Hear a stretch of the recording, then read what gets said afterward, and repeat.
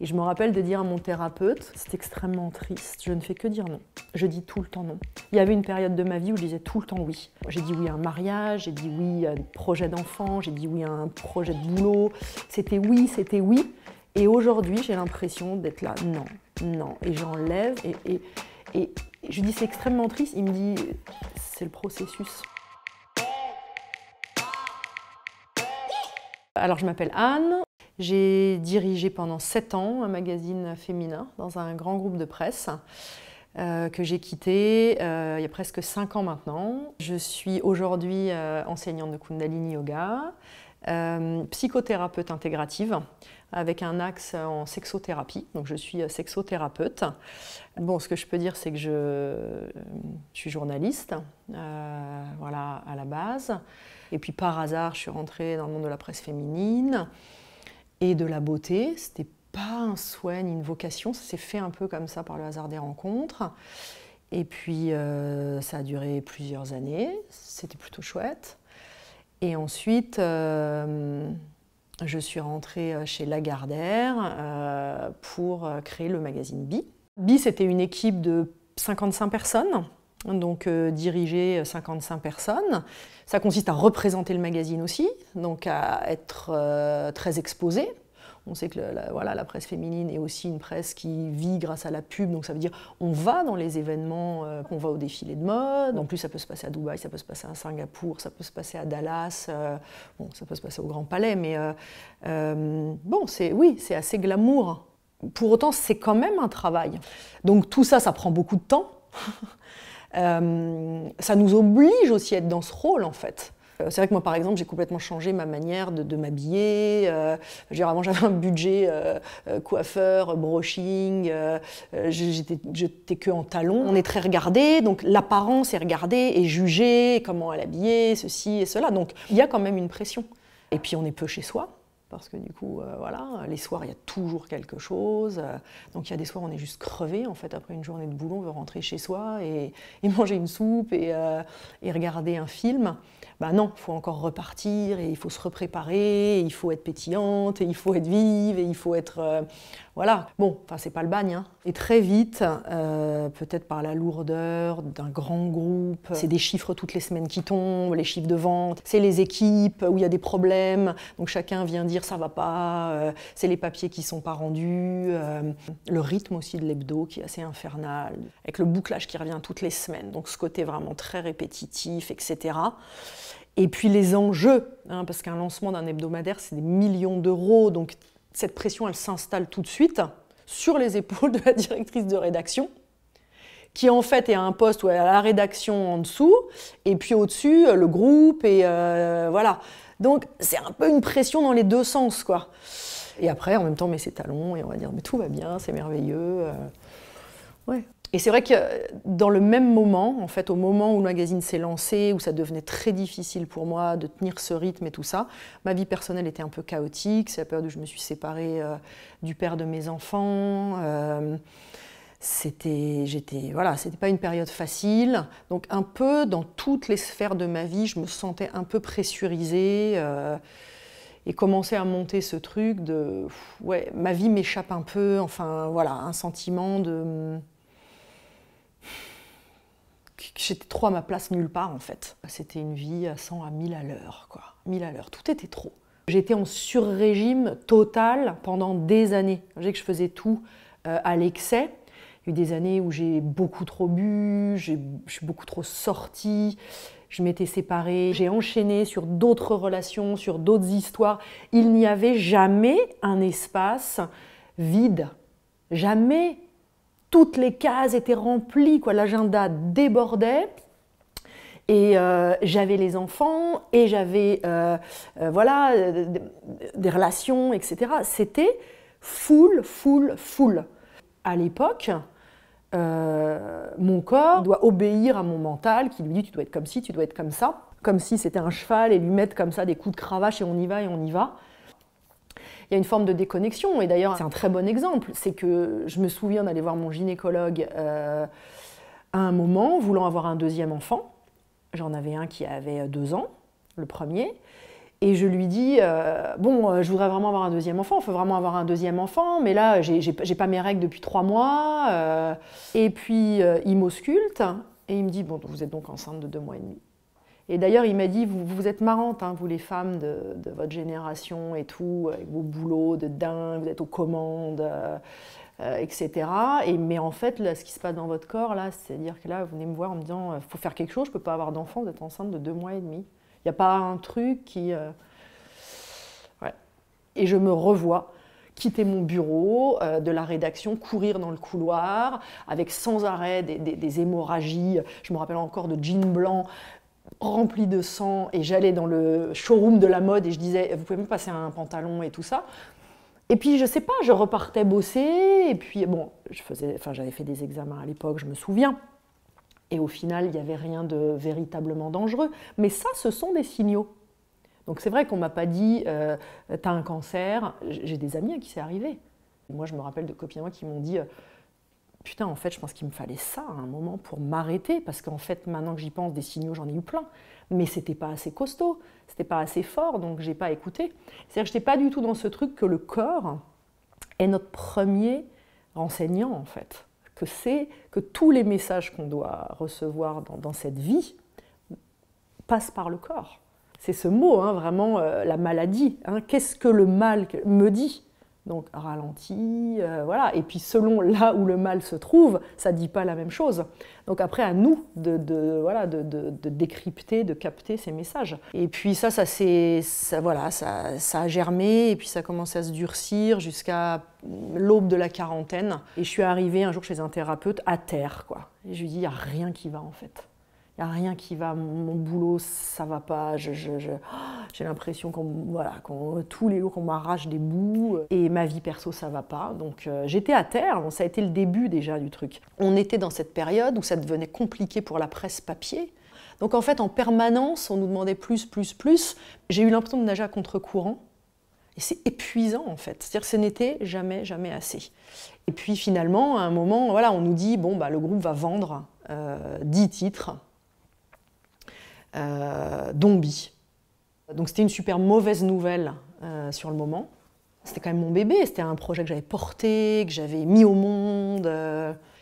Et au final, c'est vrai qu'aujourd'hui, je dis que ce moment où finalement il y a quelque chose qui se passe qui ne m'appartient pas, a été le petit coup de pouce du destin qui me permet à un moment de dire « Ok, j'en suis là maintenant, est-ce que je continue ou est-ce que j'arrête ?» J'allais avoir 42 ans. On sait tous que voilà, la quarantaine amène, c'est un peu quand même ces questions existentielles. Donc je me suis dit, ne loupe pas ce coche et pars. Donc j'ai dit non, j'ai dit ben moi je pars. Je me rappelle très bien du dernier bouclage où j'ai fermé la porte de mon bureau, j'ai regardé cet open space où j'avais passé tellement d'heures et de temps et je me suis dit voilà, c'est vraiment une page qui se tourne. Et j'ai dit non à des jobs équivalents qu'on me proposait. Donc j'aurais juste fait la même chose ailleurs. Là, évidemment, autour de moi, on me disait « mais ça va pas, mais il fait froid dehors, tu sais qu'aujourd'hui c'est très difficile, etc. » J'ai mis aussi un terme à certaines relations, ça n'allait pas non plus. En fait, rien n'allait. Généralement, ça va ensemble, hein, en fait.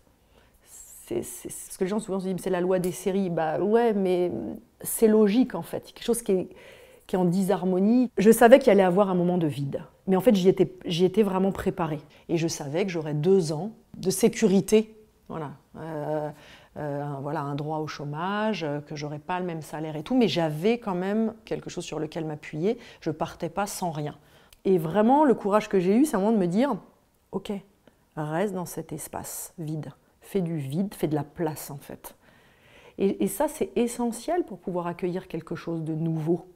Et je me rappelle de dire à mon thérapeute, celui que j'étais allée voir justement au lendemain de mon anniversaire de mes 40 ans, et de lui dire « c'est extrêmement triste, je ne fais que dire non.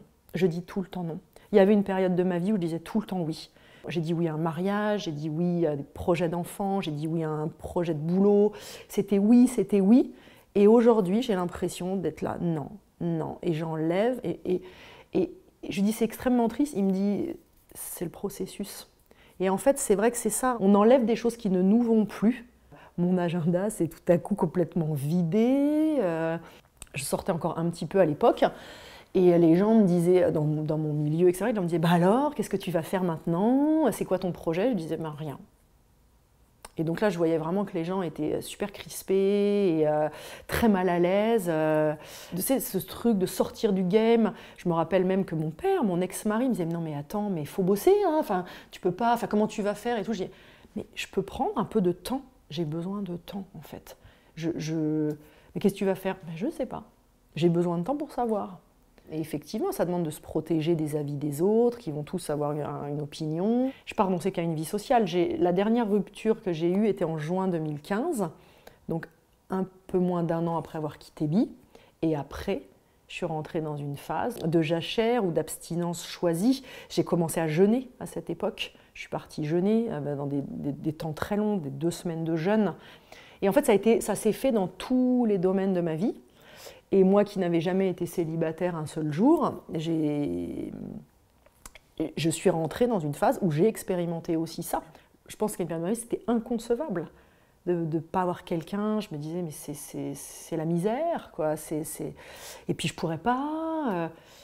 Et bien, puis en fait, si. Et ça, c'était aussi une grande victoire. Donc en fait, c'est aussi tout un travail d'autonomie. Mais en fait, j'ai aussi compris qu'être libre, c'est pas faire tout ce qu'on veut, en fait. C'est vraiment faire comme on veut. Moi, je me considérais quand même comme une femme super libre. Ouais, mais bien sûr que je vis mes désirs et tout. Mais inconsciemment, on est ultra formaté par notre éducation, par le poids de la société.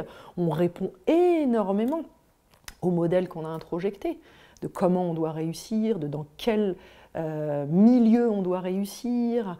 Je me suis rendu compte que j'avais fait plein de choses pour les autres, pas pour moi. Donc bien évidemment que des fois je me disais, mais c'est quoi ton problème? Est-ce que tu es une éternelle insatisfaite? Bon, je faisais déjà du yoga, hein, et ça m'a beaucoup aidé à tenir mon cap. Et puis au bout de 6 mois, a émergé cette envie de reprendre des études de psychologie. Moi, je savais que je voulais rester aussi dans le corps. Et donc, je me suis lancée dans 4 années d'études pour être psychothérapeute intégrative. Je voulais, après ces 4 années, accompagner des gens. J'avais l'impression d'avoir l'Himalaya devant moi. J'ai 42 ans, 4 ans d'études. Ça me paraissait 4 ans énorme. Aujourd'hui, mais c'est passé comme ça. Mais comme ça. J'ai l'impression que c'était hier. Et je me souviens que j'avais une thérapeute, parce que j'en ai plusieurs, hein, parce qu'il fallait quand même des appuis. Donc en fait, moi j'étais comme ça, je la regardais, elle était là, et derrière elle, elle avait un tableau, et c'était une passerelle, donc une passerelle en corde, comme ça, dans la brume. Et au fond de la brume, il y avait une forêt, mais qu'on ne voyait pas vraiment. Et je lui parlais, et je me disais, bah, je suis là, moi. Je suis sur cette passerelle, pas stable, en corde, qui va d'une rive à une autre, mais à genre 10 mètres de haut. Et au bout, c'est dans la brume, donc je ne sais pas. Je me souviens encore de la période où toutes les aides se sont arrêtées. Ça, c'était aussi une autre étape. Je me suis dit, bon, et j'avais pas fini mes études, etc. Donc là, j'ai fait beaucoup de renoncements aussi, hein, vraiment matériel. Il y a plein de choses que je faisais, que j'ai plus fait, plus de shopping, pas de vacances. Enfin, j'allais chez des amis, des choses comme ça. Mais c'est vrai que j'ai eu beaucoup de chance aussi, en fait, pendant cette période. De plein de gens qui m'ont dit bah, viens chez nous, etc. Parce que clairement, je ne pouvais pas partir en vacances avec mes enfants, quoi. Et ouais, c'est de l'investissement sur soi, sur le futur, quoi. À cette période-là de ma vie où j'allais pas super bien, paf, j'ai rencontré le Kundalini, par hasard, à Marseille. Dès le début, en fait, les premiers cours que j'ai fait, on a chanté des mantras. J'ai adoré cette dimension, je trouve extrêmement joyeuse, libératrice aussi de plein d'émotions. Et en pratiquant beaucoup, j'ai fait beaucoup de retraites, etc. Ça rejoignait tellement de choses que j'étais en train d'explorer. Je me suis dit, je veux aller plus loin dans cette discipline, je veux en savoir plus. Et j'ai fait ma première formation d'enseignant, mon premier teacher training. Puis un jour, voilà, une femme que j'avais rencontrée dans une retraite, elle me dit, je veux que tu me donnes des cours. Et j'ai commencé comme ça, mais avec une élève. Et puis, je sais pas, les élèves sont venus, quoi. Jusqu'à un moment, ouais, faire 11 cours par semaine. Ça fera 2 ans que j'enseigne, que j'ai commencé ces petits cours ici, chez moi. Le mois prochain, je vais m'agrandir dans un espace professionnel qui sera toujours le mien. Et c'est de la même manière que le yoga, la pratique thérapeutique a commencé un peu comme ça, de manière organique, par hasard en fait. Je reçois un mail donc d'une femme. J'avais déjà validé tout un cursus en sexothérapie, en gestalt-thérapie, et on fait beaucoup d'entraînement dans les écoles, contrairement à la fac. Donc tout le temps, on est en entraînement à la pratique thérapeutique. Donc c'est vrai qu'on est capable d'accompagner quelqu'un. Et ce que m'ont dit mes profs, ils m'ont dit, bah, t'as envie ou pas? Je dis, bah ouais. Ils me disent, bah, donc t'y vas. Enfin, c'est des patients qui font de nous un thérapeute. Là, pour l'instant, tu es à l'école, tu t'entraînes avec tes pairs et avec nous, etc. Mais à un moment, il faut y aller, quoi. Tout me parlait aussi dans la demande de la patiente. Et j'ai adoré. J'ai adoré. C'est ça, la reconversion, c'est ça. Il y a une fin à quelque chose pour renaître à autre chose. Mais s'il n'y a pas mort, rupture, fin, il n'y a pas début. Et c'est pour ça, d'ailleurs, ce matin, je parlais à mes élèves de l'abondance. Et je gagne certainement beaucoup moins d'argent que j'ai pu gagner à une époque. Je ne suis plus en CDI. Je n'ai pas toute cette sécurité qu'on peut avoir quand on est salarié. Mais je me sens vraiment dans une forme d'abondance. C'est-à-dire que je me sens florissante. Je suis épanouie, je me sens riche en fait de tout ce que j'ai, de tout ce que je reçois, des rencontres, des opportunités. Je me vois poursuivre en fait sur ce chemin. En fait, cette abondance, elle n'a rien à voir avec ce qu'on a. Puisque moi, je connais des gens qui ont énormément d'argent, ils ne se sentent absolument pas dans l'abondance. Pas du tout. Plus on est proche de soi-même, plus on est proche on est dans cette vérité de qui on est, plus on est dans cette abondance-là.